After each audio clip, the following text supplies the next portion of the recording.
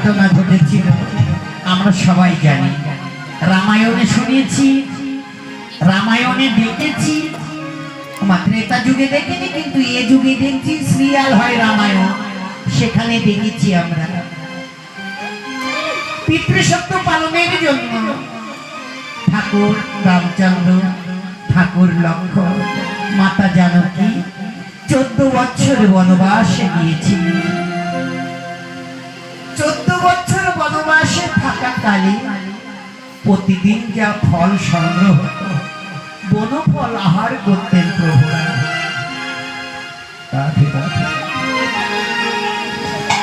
তাই রামচন্দ্র নিজ হাতে সবাইকে ফল ভাগ করতেন।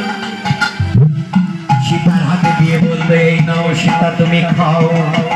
আর প্রভু নিজে আহার করতে, আর একটি ফল লক্ষ্মণের হাতে দিয়ে বলতো, এই নাও ভাই লক্ষ্মণ তুমি ফল ভাগো।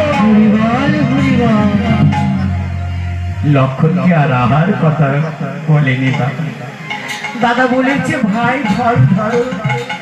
লক্ষ্মণ সেই দাদার দেওয়া ফল ধরেই বসেছিল কতদিন? 14 বছর। আমরা জাগতিক জগতে একদিন দুদিন নাই, এক সপ্তাহ, বড় জোরে 1 মাস কেউ অনাহারে থাকতে পারে, তারপরে আর থাকা সম্ভব নয়। কিন্তু ঠাকুর লক্ষ্মণ 14 বছর উপবাস করেছিলেন, অনাহারে ছিলেন। কেমন ভাবে ছিলেন এই কাহিনী এখন বাস্তবে যদি বলতে যায়, এখন আমার বাবারা, ছোট ছোট বাবারা, মায়েরা বলবে কি সব রামায়ণে গল্প কাহিনী, বাচ্চাদের বোঝানোর জন্য সব গল্প কথা। না গো না, গল্প নয়, বাস্তব। বৈষ্ণব কবি কলমে দিয়ে গেলেন। লক্ষ্মণ কেমন ভাবে ছিল জানো? ভগবান রামচন্দ্র যার সহায় হয়, তার কি কখনো উপরে